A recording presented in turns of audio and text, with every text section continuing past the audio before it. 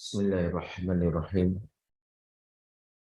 Assalamualaikum warahmatullahi wabarakatuh. Waalaikumsalam warahmatullahi wabarakatuh. Innal hamdalillah nahmaduhu wa nasta'inuhu wa nastaghfiruh wa na'udzu billahi min shururi anfusina wa sayyiati a'malina. Man yahdihillahu fala mudilla lahu wa man yudlil fala hadiya lahu. Asyhadu an la ilaha illallah wahdahu la syarika lah. Wa ashhadu anna Muhammadan abduhu wa rasuluhu alladzi la nabiyya ba'dah. Rabbana atina min ladunka rahmah wa hayyi' lana min amrina rasyada. Rabbi shrah li sadri wa yassir li amri wahlul 'uqdatam min lisani yafqahu qawli wa ba'd. Ikhwatal iman, a'azakumullah jami'an. Bapak-bapak, ibu-ibu, saudara-saudariku semua, ikhwan wa akhwat billah jamaah Masjid Al-Hidayah Gedung Capital Place yang menyimak langsung dari masjid ataupun via online. Semoga Allah memberkahi kita semua yang hadir dan semoga kita bisa masuk surga bersama-sama semuanya. Amin ya rabbal alamin. Alhamdulillah, di sela waktu istirahat kita, ba'da menunaikan salat zuhur berjamaah, mari kita isi waktu kita agar senantiasa bernilai ibadah. Duduk sejenak di masjid, kita niatkan i'tikaf. Meski hanya durasi setengah jam atau 1 jam. Sebab kebiasaan kita untuk terbiasa di masjid, melatih diri untuk berpusat atau mencari ketergantungan kepada Allah dengan hadir di rumahnya. Dan itu yang menjadi salah satu alasan di antara 7 golongan di mana di hari kiamat tidak ada naungan selain naungan Allah. Rasul sebutkan di antaranya seorang pemuda yang hatinya tertambat atau senang ke masjid. Dan mudah-mudahan kita salah satunya. Amin. Hari ini di tengah banyaknya kasus di sekitar kita yang cukup menghebohkan, selain berita-berita politik yang memang di sini tahun politik, tahun panas. Tapi ditambah panas dengan sekitar kita banyaknya kasus seputar prahara dalam rumah tangga. Terlebih jika prahara ini melanda seseorang yang disebut public figure. Banyak yang menyimak langsung via sosmed dan yang dikhawatirkan malah terinspirasi. Dan inilah yang harus kita coba jaga. Kenapa demikian? Karena memang di antara makar terbesar setan terhadap manusia, yaitu merusak rumah tangga. Setan dalam hal ini paling berkepentingan, sangat berharap rumah tangga seseorang itu rusak. Bahkan Ibnu Taimiyah dalam Majmu'ul Fatawanya mengatakan prestasi terbesar setan ternyata adalah merusak rumah tangga. Hal ini didasarkan kepada hadis yang disampaikan Imam Muslim. Baginda Nabi Shallallahu Alaihi Wasallam menceritakan tentang dunia gaib, yaitu tentang iblis dan pasukannya. Berita-berita tentang dunia gaib yang sahih cukup bersumber dari Allah dan Rasul. Di luar itu wajib kita waspada, jangan-jangan kita masuk perangkapnya atau prasangka. Ada orang pernah ngobrol sama jin, dia bilang kata jinnya begini-begini, jangan langsung 100% percaya karena bukan dari Nabi. Karena bisa jadi dia sendiri ditipu sama jin tersebut. Jadi kalau ada buku dulu dialog dengan dunia jin disampaikan oleh seorang wartawan, maka jangan sepenuhnya percaya. Tapi apa yang disampaikan oleh Allah dalam Al-Quran dan disampaikan Nabi lewat hadisnya wajib kita percaya. Rasulullah Shallallahu Alaihi Wasallam bersabda, Innal iblisa yadau arsyahu alal ma. Sesungguhnya iblis punya singgasana di atas air. Iblis punya istana atau singgasana di atas air. Istana iblis di atas air. Airnya di mana? Enggak tahu. Enggak usah berasumsi. Di Laut Selatan enggak, belum tentu. Di segitiga Bermuda bukan. Yang penting di atas air. Tsumma yab'atsu sarayahu. Kemudian dari istananya dia mengutus anak buahnya untuk ditugaskan ke penjuru dunia. Untuk apa? Merusak manusia. Tsumma yaji'u ahaduhum fayaqul. Tak lama datang anak buahnya. Setan melapor tentang kerjaannya kepadanya. Fa'altu kada wa kada, kata anak buahnya. Saya sudah melakukan ini, dan ini. Ya, disebutkan bahwa dia melapor telah membuat manusia berzina, berjudi, minuman keras, dan segala kemaksiatan. Apa jawaban iblis mendengar laporan anak buahnya? Ma sana'ta syai'an. Ah, itu mah biasa. Itu mah terlalu biasa. Alih-alih yang disebutkan anak buahnya dipuji sama iblis, malah dianggap biasa aja. Terlalu mainstream istilah anak muda zaman now. Nggak ada yang istimewa. Tsumma yaji'u ahaduhum fayaqul. Tak lama datang anak buahnya yang lain. Setan yang lain melapor. Ya iblis, ma taraktuhu hatta farraqtu bainahu wa baina imra'ati. Duhai iblis, saya tidak tinggalkan seseorang. Saya pepet terus dia setelah nikah. Saya tempel kemanapun dia berada, sampai dia bercerai dengan pasangannya. Sampai dia ribut dan berantakan rumah tangganya. Sampai mereka berpisah dan tak lagi berserumah bersama pasangannya. Mendengar laporan ini, iblis sumringah. Dia senang. Di antaranya kata Nabi, bukti senangnya setan tadi yang melapor disuruh duduk di sampingnya sebagai bentuk penghormatan. Ya, sini kamu duduk di samping saya sebagai bentuk penghormatan. Dan Nabi bersabda menutup hadis ini dengan mengucapkan apa yang iblis sampaikan kepada anak buahnya, ni'ma anta, sungguh kamu pasukanku yang paling hebat, the best soldier, ya, the best syaitan. Maka inilah diantara dalil bahwa prestasi terbesar setan itu merusak keluarga. Maka setelah kita nikah, jangan dulu berpikir, alhamdulillah, udah halal. Pokoknya udah nyantai dah. Waktu jomblo digoda supaya memuaskan syahwat kepada yang haram. Setelah menikah, kepikiran untuk meninggalkan yang halal. Sehingga mimpi-mimpi kita, prasangka-prasangka kita kepada pasangan, diantaranya memang kerjaan setan. Alladzi yuwaswisu fi sudurin nas. Waswas. Istri kita nih ngelihat berita sosmed hari ini, berita perceraian ini, selingkuh ini, langsung pulang. Jangan-jangan kamu juga. Ya, kamu kan cycle-nya dia. Kamu kan temennya dia. Allah, semua laki-laki sama aja. Dia berarti masuk tuh perangkap setan. Padahal kita di kantor biasa. Kita pun bisa jadi mendengar teman kita atau berita ini. Oh, ternyata keren juga ya kalau punya diam selingkuhan. Ada bisikan setan yang masuk. Dan itu yang kadang nggak disadari, apalagi bagi kita yang laki-laki merasa karena udah nikah berarti udah aman. Belum.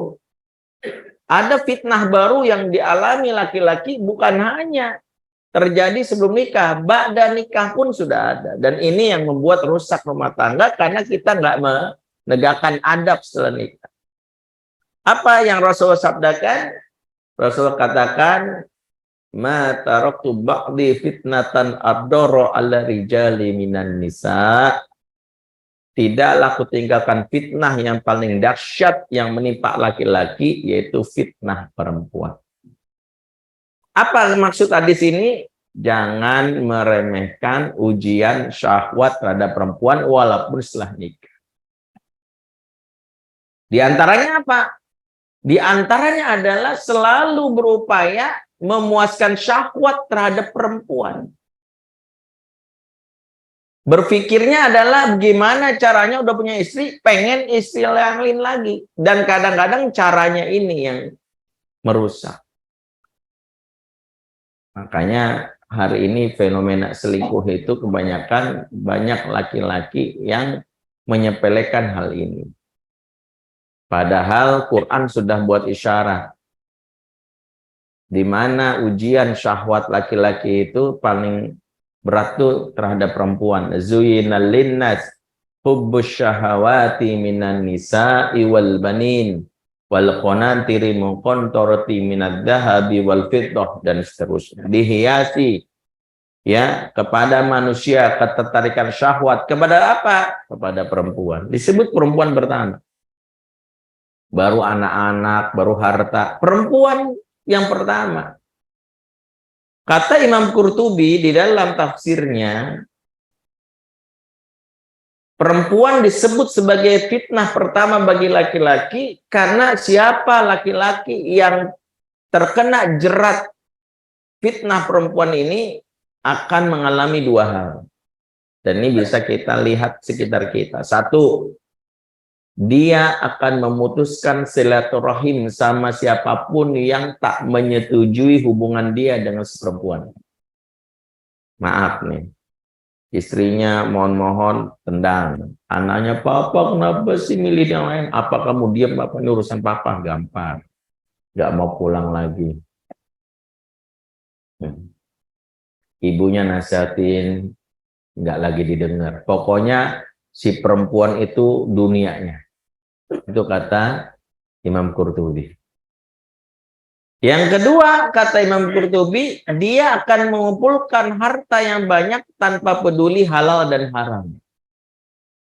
Pokoknya demi ngongkosin si perempuan itu gaji sekian. Gimana caranya biar ngongkosin dia nih? Akhirnya ya nyolong, korupsi. Apa aja diembat.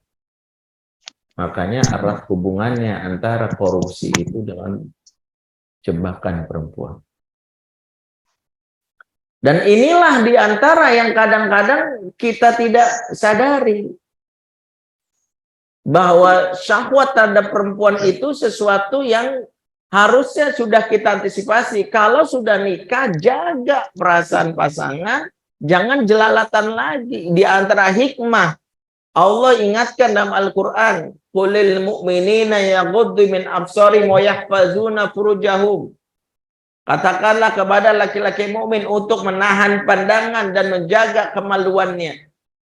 Perintah ini juga bukan buat laki-laki aja. Ya, ibu-ibu juga harus dengar ini. Karena perintah menundukkan pandangan juga buat perempuan. Qulil mu'minati yaghdudna min absarihinna wa yafazna furujahunna. Katakanlah kepada wanita mukminat agar menahan pandangan dan menjaga kemaluannya. Jadi Allah perintahkan bagi mukmin dan mukminat.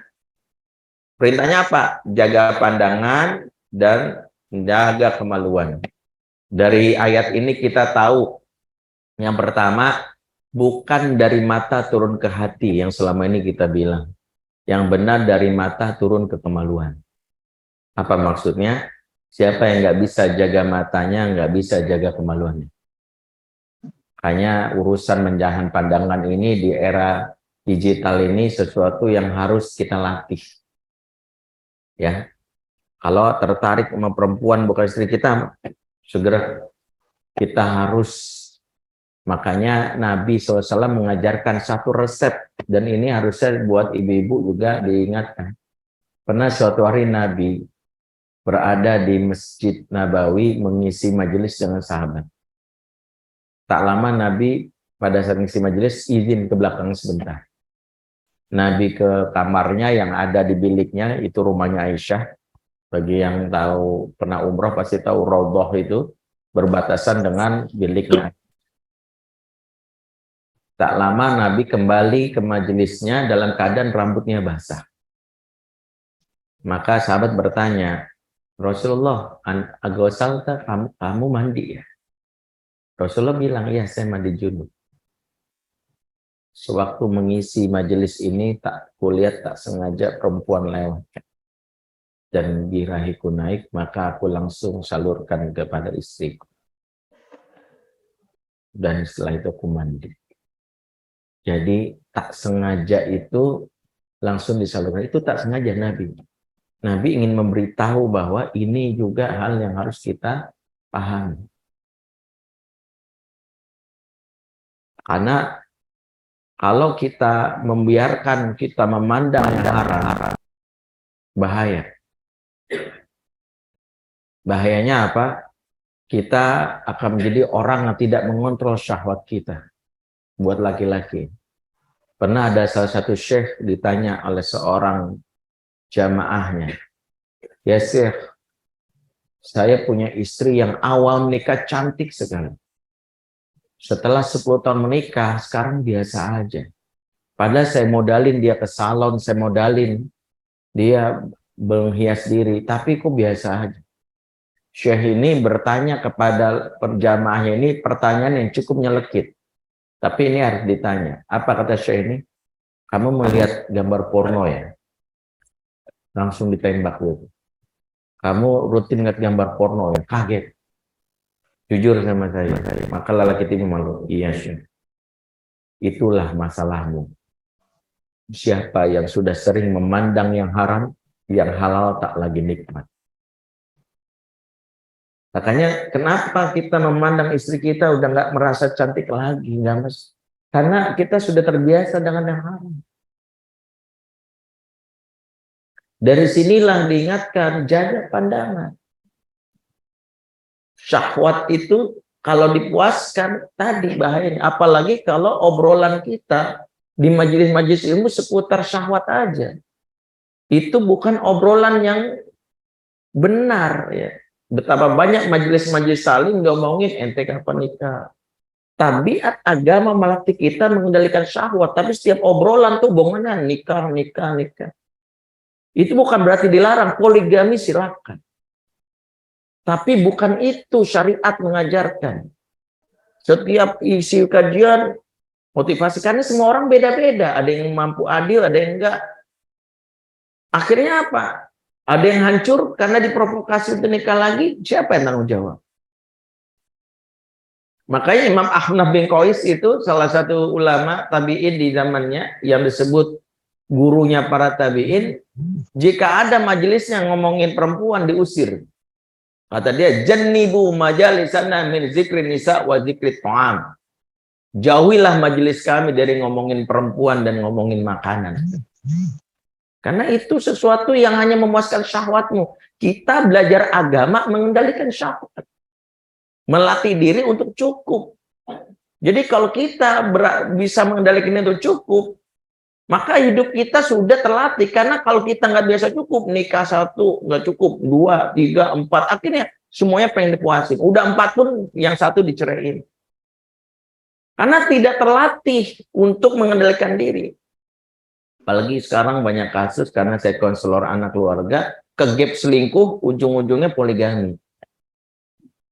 Kegap selingkuh, poligami. Sampai ada yang datang ke saya, gimana Ustaz, ya sudah ketahuan selingkuh dan saya harus nikah.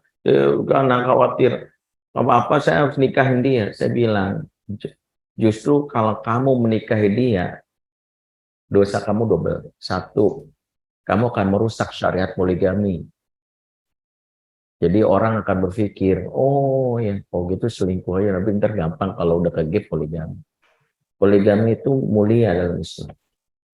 syariat yang mulia, tapi dirusak sama pelaku perselingkuhan. Terus gimana Ustaz? Obati dulu dirimu. Obati dulu bahwa kamu tuh punya masalah mengendalikan syahwat. Itu nanti kalau kamu nggak obati, nikah sama yang dia nih, karena nggak diobati, nanti selingkuh lagi. Mau begitu terus hidup. Obati. Jadi kalau kita sadar bahwa ini obatnya bukan sekedar ini kita punya problem, nggak punya kontrol diri terhadap syahwat. Jadi jangan setiap ke gap ketahuan daripada ini akhirnya poligami. Akhirnya nggak puas sama istri kedua, yang ketiga sama begitu, obati. Berarti masalahnya apa? Masalahnya di kontrol diri syahwat. Disitulah kerusakan terjadi di rumah tangga. Berarti apa? Jaga. Kenapa? Karena sampai kapanpun setan akan masuk dengan jalur ini. Setan akan masuk dengan jalur ini. Mengerikan. Makanya ulama zaman dulu tuh mengingatkan tentang syahwat terhadap perempuan itu tuh sampai Imam Atha bin Robah tuh bilang gini, sesungguhnya jika aku disuruh menjaga sebuah rumah orang kaya dengan harta yang banyak, lebih mampu aku jaga dibandingkan aku menjaga seorang perempuan sendirian di rumahnya berkulit hitam alias negro. Kata Imam Atha bin Robah, aku jaga rumah dengan harta yang banyak sendirian, lebih bisa aku amanah dibandingkan jaga seorang perempuan ya sendirian di rumahnya berkulit hitam alias negro. Ini bukan berarti merendahkan perempuan berkulit hitam, bukan. Seolah-olah bahwa yang begini aja nafsu kita naik, nggak bisa kontrol diri.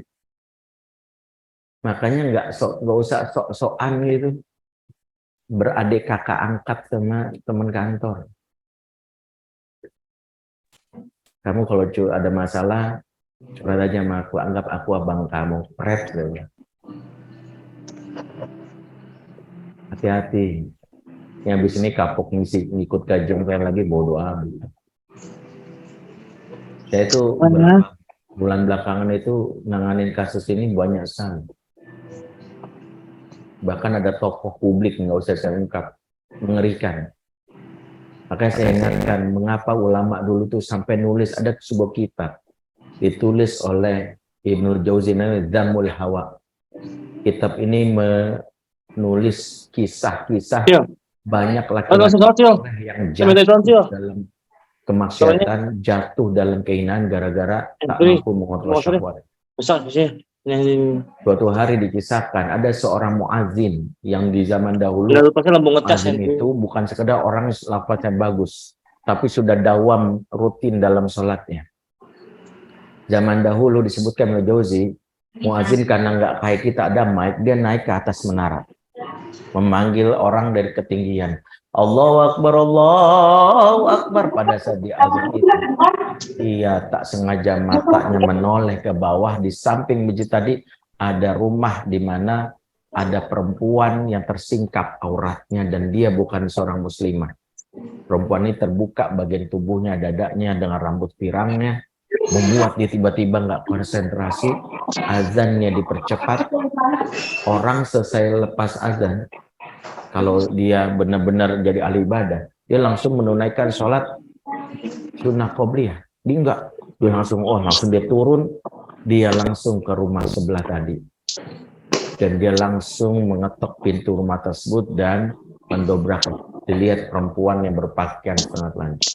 Dia langsung katakan, aku penuhi hasratku. Aku tak tahan melihat kemolekanmu di atas menara tadi.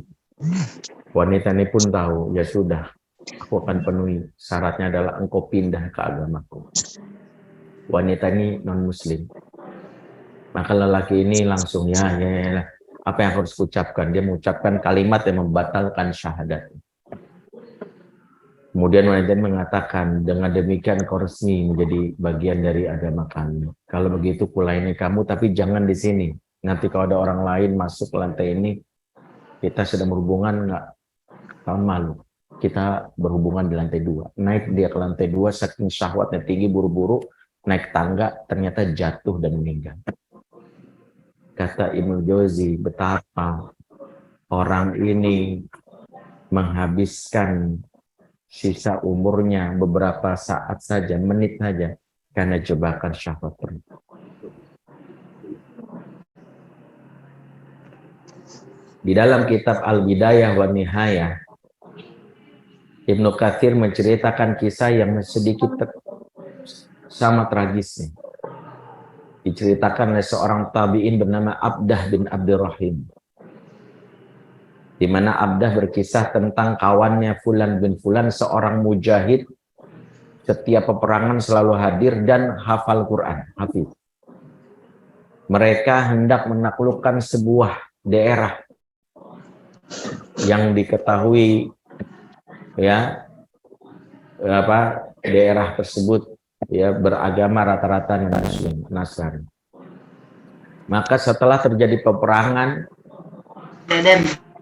kalahlah pihak musuh, dan akhirnya sebagai bagian dari syariat mereka pun mendapatkan ghanimah, bagi-bagi harta. Apa yang terjadi setelah harta ghanimah dibagikan, masing-masing kembali ke kampungnya. Abdah bertanya kepada Fulan tadi, engkau tak balik ikut kami ke kampung? Kata dia, nanti saja, aku ingin keliling kota ini dulu. Penasaran aku dan kota ini. Kata Abdah, pulang dulu saja.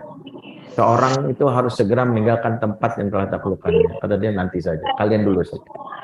Maka Abdah dan kawannya pulang, lelaki ini pun keliling kota. Pada saat dia meninggalkan kota tersebut, terdengarlah suara tangisan dari seorang perempuan yang ada di sebuah rumah. Disitulah naluri kelaki-lakian laki-laki ini pun muncul. Ya, setan membisiki dia. Ya, apa kata setan? Lelaki sejati tak boleh meninggalkan perempuan menangis. Ya, ya kan? Akhirnya dia mendatangi perempuan yang menangis tadi. Nampaklah perempuan menangis ini ternyata seorang perempuan muda, cantik sekali. Matanya biru, rambut pirang. Orang bule lokal itu yang ditaklukkan non-muslim. Udahlah nangis, cantik pula. Bayangin.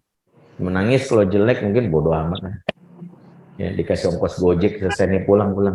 Nangis cantik, makin setan membuat dia. Tuh. Di sini jebakannya, hati-hati. Maka dia bertanya, lima tabki, mengapa kau menangis? Sok-sokan gitu. Kayak kita lah sok-sok peduli kalau ada perempuan. Kemudian aku tinggal sebatang kara, tak ada bapak ibu sudah meninggal gara-gara perang. Maka syahwat dan naluri laki-lakiannya bertemu. Maka kata dia, ya sudah, kau ikut aku saja ke sebuah kampung di mana kau akan berkenalan dengan banyak orang, tak lagi tinggal di sini. Maka perempuan ini menolak, enggak mau, saya mau di sini saja. Bersama dengan kenangan tinggal orang tua saya di sini. Laki-laki ini pun makin, aduh gimana ya. Tapi kalau kamu sendiri nanti kamu nggak ada yang nemenin, ya sudahlah, saya temani kamu di sini. Saya temani kamu sini, supaya kamu nggak sendirian. Maka perempuan ini nolak, enggak. Kalau kamu tinggal di sini, apa kata orang? Saya ini seorang Kristen taat. Enggak mungkin kita berzina. Langsung laki ini menawarkan, ya sudah, saya nikahi kamu. Hah? Saya nikahi kamu ya? Perempuan pun lagi-lagi mengatakan, enggak mungkin. Engkau Muslim, aku Kristen. Tak mungkin kita bersatu dalam sebuah agama yang berbeda. Laki-laki ini pun sudah lupa, dia bilang, ini sudah aku pindah. Maka dia pun pindah dan murtad. Beberapa tahun kemudian dikisahkan Abdah, kami kembali mengunjungi kota yang sudah bergeliat tadi. Ternyata mereka sudah melakukan perlawanan. Kami perangi kembali, sungguh aku terkaget-kaget. Di depanku, kawanku yang sudah lama itu ada di barisan musuh. Maka aku kejar dia, aku bertarung dengannya dan dia kalah. Kemudian aku buka baju perangnya, topeng perangnya, dan aku bertanya, anta Fulan bin Fulan? Dia dalam keadaan terkapar bilang, iya. Aina kunta, kemana saja dirimu? Bertahun-tahun setelah perangan itu aku mencarimu. Maka lelaki tadi menceritakan bagaimana dia bisa tinggal dan menikah dengan wanita dan sampai berada di barisan. Heran-heranlah Abdah lantas bertanya, mana hafalanmu 30 juz? Kau seorang hafid. Apa jawaban dia? Allah mencabut semua hafalanku yang 30 juz, hanya disisakan satu ayat saja, surat Al-Hijr ayat 1. Rubbama yawaddul ladina law kanu muslimin. Kebanyakan di akhirat orang-orang kafir akan berkata, duh seandainya dulu saya seorang muslim. Ayat ini ditinggalkan ingatannya di kepalaku, seolah-olah untuk menegur kebodohanku yang menukar agamaku dengan syahwat. Tak lama lelaki ini pun wafat. Mujahid, penghafal Quran, jatuh karena urusan perempuan. Ente udah hafal berapa juz? Jawabannya justru itu. Mujahid, paling aku Mujahid 212. Itu juga di belakang makan somai gitu. Yang ngobrol sama teman-teman gitu. Mujahid kagak, hafal Quran kagak, begitu sok-sokan peduli sama yang bukan istri. Hati-hati. Perkara inilah yang disukai syaitan. Makanya syahwat itu harus dikendalikan, bukan dipuaskan. Jadi siapa bilang bahwa ente kalau syahwat nikah aja, bukan. Selama kita nggak kendalikan, terjebak hidup kita hanya untuk itu terus. Mana yang rencana mau jihad kalau yang dipikirin nyari perempuan terus?